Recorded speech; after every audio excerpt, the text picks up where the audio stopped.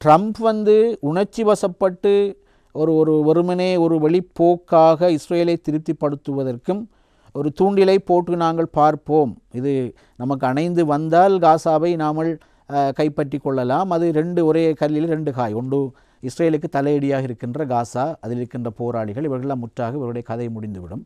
2வது தாங்கள் ரியல் எஸ்டேட்டுக்காக, ஏன்னா உண்மையிலே உங்களுக்கு தெரியும் சோழியன் குடுமி சும்மா ஆடாது, கிரீன்லாண்டிலும் காசாவிலும் அவர் தலையீடு செய்வதற்கும் ஒரு கண் வைத்திருப்பதற்கும் நியாயமான ஒரு பொருளாதார காரணம் உண்டு. என்ன காரணம் என்றால், காசாவுக்கு சொந்தமாக இருக்கின்ற கடற்பரப்பிலே மெரைன் ஸ்பேஸிலே more than 1 billion cubic feet natural gas இருக்கின்றது.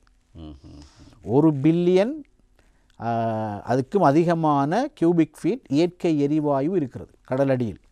அப்போ இதை ஏற்கனவே இருந்த பிஎல்ஓக்காரர்கள் நோர்வே அரசாங்கத்தோடு பேச்சுவார்த்தை நடத்தி அதில் முதலீடு செய்வதற்கான ஒப்பந்தங்கள் நடந்தது. 2007ஆம் ஆண்டு பிஎல்ஓவுக்கும் ஹமாஸுக்கும் இடையில் காசாவிலே ஒரு மோதல் நடந்துதான் பிஎல்ஓ இல்லாத காசா ஒன்று உருவாக்கப்பட்டு முழுமையாக ஹமாஸ் தன்னுடைய கண்ட்ரோலுக்குள்ள அதை கொண்டு வந்ததுக்கு பிறகு அந்த முயற்சி அப்படியே கைவிடப்பட்டு இருக்கின்றது.